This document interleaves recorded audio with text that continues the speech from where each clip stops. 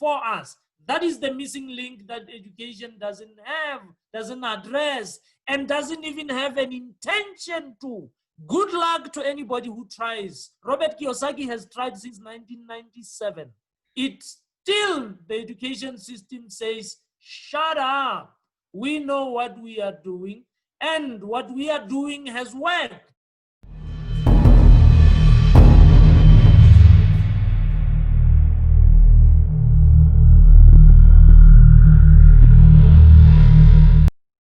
The average student who comes out of academia doesn't understand. I said, from Napoleon Hill, an educated person is not necessarily one with an abundance of general or specialized knowledge, but one who has so developed the faculties of their mind that they can go out and get whatever they want or its equivalent without violating the rights of others. Ask the average learner, student, even teacher, if they know what the faculties of their mind are. You are lucky if 1 out of 100 says, I do know what it is. So we have deviated from the mandate of education.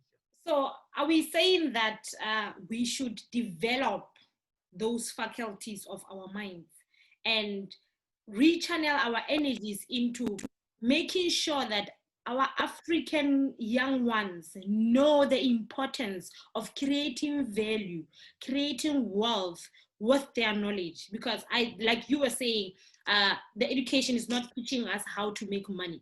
So now, are we saying that we now need to find ways in which we can package our wealth, our knowledge, into assets, the assets that will be able to work for us, either we are there or not?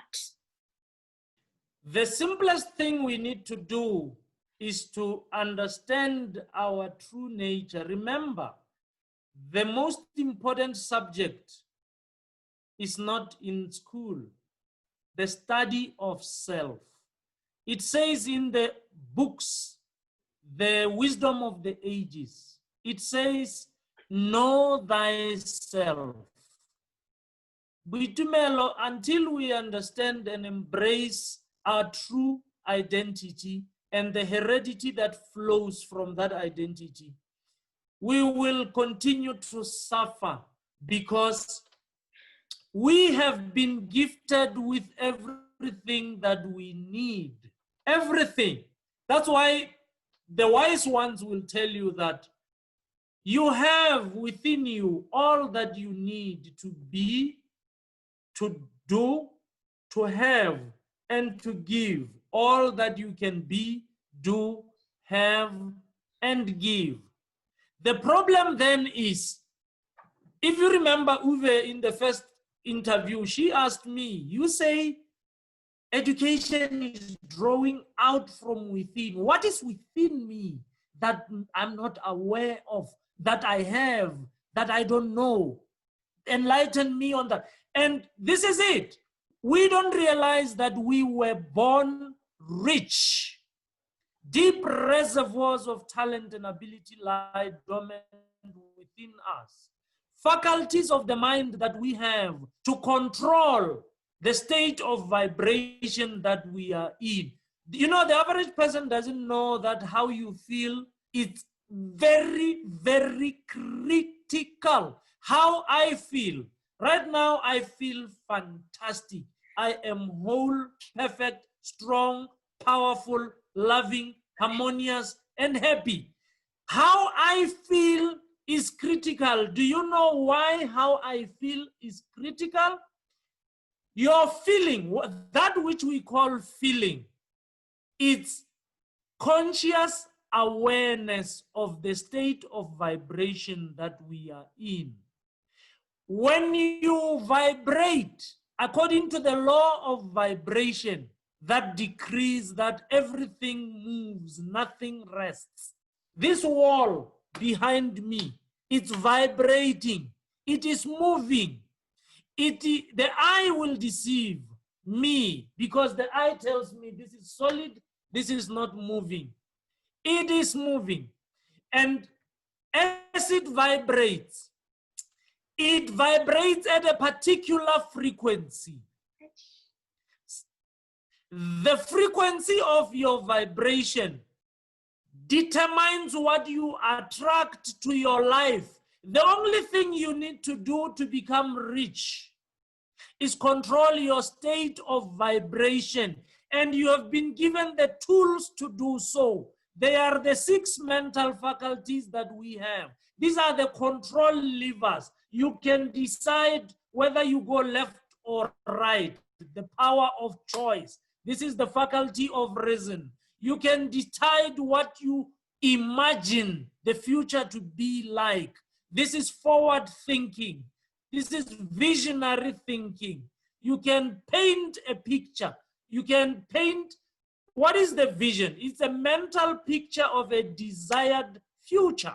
You know, you can look back in time at your happy childhood and identify with those moments that used to make you feel, which is nothing but vibrate at a particular frequency. And you can reconnect with your childhood self. And you remember yourself driving. I was a boy. I don't know about girls, but I used to take the wheel cap of my father's van and I would drive around and other children would hold my back and I would be driving a long truck. I'm the driver and they are coming behind me and we are going zigzag. We were imagining life. We were imagining a reality. You don't tell us that what we are imagining is not real. Children, I mean, we are born perfect. We are born powerful. We can create, a child with no toys can create happiness for him or herself. Just take something and make value out of nothing. Start having this thing talking to the other one and saying, when I get our sharp, when I get, you know, this is children using nothing but everything that they have within themselves because they don't have toys, but they can create that with which a child who has got toys can also create. So we are powerful, but we don't take time. We do not take time. We are captured. We are captured by media hype. We are captured by the information overload that comes with an age. We are captured by the prison of opinions. I mean, I've done my hair. Many people tell me different things. They say, what are you doing? Is this midlife crisis then? You've never done this before. Now, that is opinions. Some say you look good. Hey, and I'm enjoying a lot of attention from the ladies. I don't know why. I should do this more often because I tell you, I've not done this before. That is true. But what matters with Tumelo is not what other people think. With Tumelo, we have given away our power to other people and we have consented automatically. We've given them power over our lives. And they say, you look ugly and you shrink. They say you look good and you know, like a flower, you now happy. And so you are dependent on what other people think. We should never give up our power, the control over our lives to other people, including those so-called social, you know, there are people who say, you know, in order to be like this. What if you don't like that way of appearing? Okay, Dad. Okay, then that was very, very funny of you. So let's go back to the economics and, you know, just wrap it up. I want to know, like, our way forward, because we started with the picture of what is happening. Now, I want you to tell me with your trajectories, what do you see? Do you think as Africans, do we realize this thing of us embracing and nurturing our facultative instincts in our minds, and then using that power to create value? And do you think as a country, or should I say as a continent, as a Black nation, are we really onto this journey of? Well, it's a journey. Look, the generations that came after those freedom stalwarts who have fought to overthrow that monster government that kept us enslaved, even legislative and slavery. You know, we're celebrating that we no longer have to contend with those discriminatory laws that kept us imprisoned. And we've forgotten about the struggle that hasn't ended. We have power in governance, but economics continue to elude us, largely because we think that economics is someone else's responsibility. There is this idea that for the economy to grow, government must do something. Economy starts with me. I can create my own economy. I am my own economy. And it starts with me understanding that, look, I need to live a certain standard of living, and it is within my control to create. Why am I brought to this planet? To create. I'm the offspring of the creator. And like father, like son, because I must create like the Father creates. I must be careful what I entertain with my thoughts. I must be careful what I say with my mouth, because words are creative. So we are creating. As Africans, I don't think we have the luxury of time on our side, especially because we are playing catch up relatively in the greater scheme of things.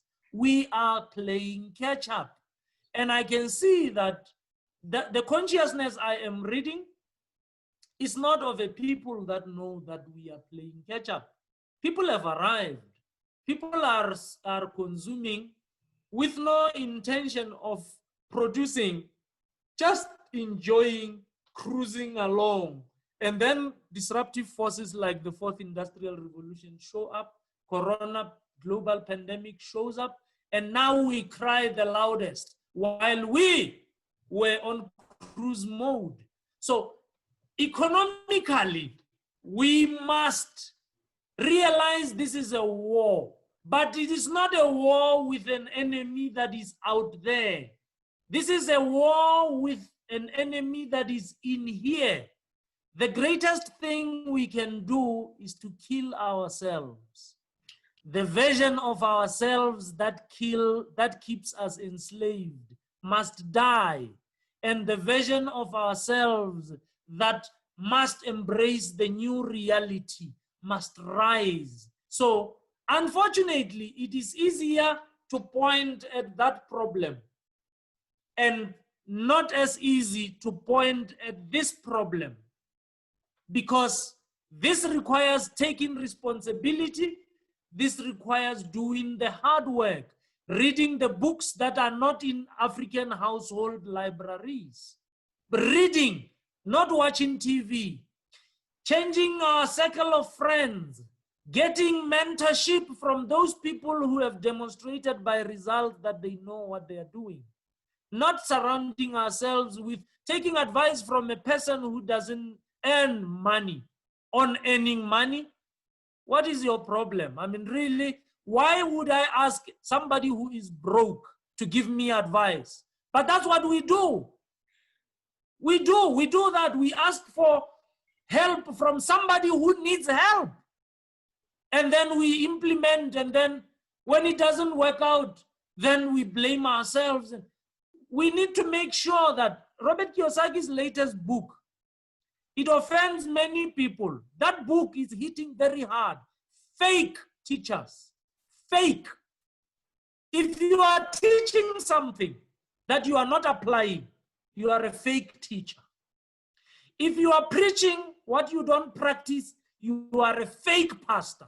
And we have a lot of fake teachers, fake pastors, fake boyfriends and girlfriends who just want to score past you, and they mimic what they know you want to hear as a lady. And the ladies, they fake with makeup what they know as a guy you want to see, you know? So there is a lot of fake in our world. There's a lot of fake marriages. There's a lot of fake assets, investments.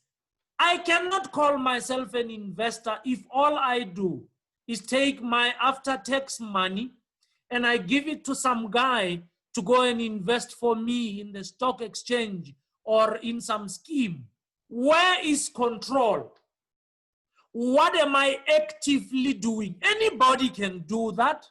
A child who was given pocket money can take money and give to somebody and say, invest it for me. Is that child an investor? Investing is active. Investing is something you do. It's not you control variables. You decide that you want your return on investment to be this one. And for me, as a wealth creator, there's only one return on investment, one growth rate.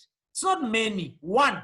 It's called infinite return on investment. That is why my personal innovation challenge is to invest 0 rand, 0 cents, convert it to more than 10 million in less than 5 years. And I know I'm winning this game already. It's a game I've won because the greatest of all the investments is the investment that I make every day in the African billionaire who changed the world by changing himself. I can only change the world by changing myself. I cannot change it any other way. I cannot tell the world to change and then it pays attention to me. The world will tell me what it has always told me. Shut up, young man. We're going to stay the way we are. And you do what you have to do and we will stay as we are. But as I change myself, my goodness, as I change my thoughts, the ideas I entertain, the people I hang around, the time I spend with these people, I spend time with billionaires. I don't spend time with broke people. I don't spend time with people who are not winning.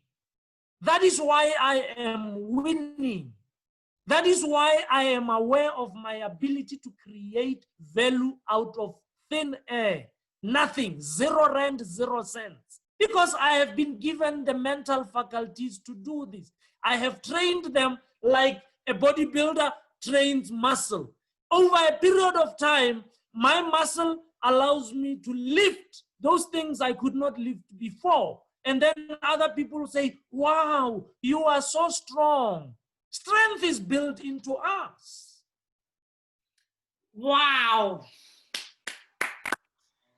Phew, I don't even know what to say. So then that was really powerful, very powerful. We should look into where we invest our time, our energy, where we channel our breath, because I mean, this thing of breathing, you know, is a job. It's full time. So you must know where you actually invest your breath. So basically the message from today is to say that, guys, this wealth creation thing is very important. These dynamics of education and economics not meeting each other is very possible. The problem is the way we program ourselves, the way we channel our minds. We are so programmed to getting a job. There's nothing wrong with that. But so while doing that, yes, find ways in which you can, you know, package your knowledge and make it work for you. That's an asset. You know, knowledge is asset. Make that asset, which is knowledge, work for you in a way that you don't even have to physically be there when your knowledge is working for you. And we should also try and change our thinking from home. Poverty has taken a lot from us. It actually even made us not see our true potential. Let's rewrite that story and make poverty work for us instead of working against us. You know, we can use poverty actually to work for us.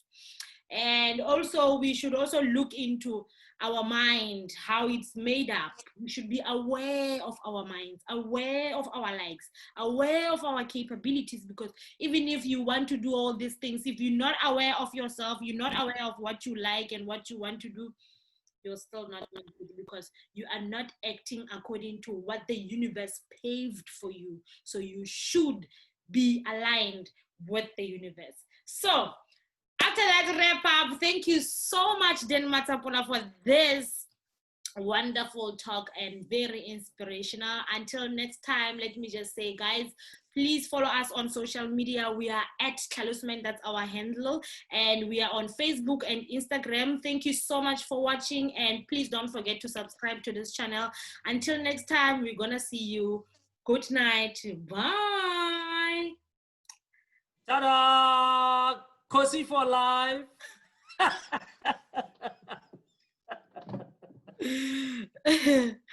Okay.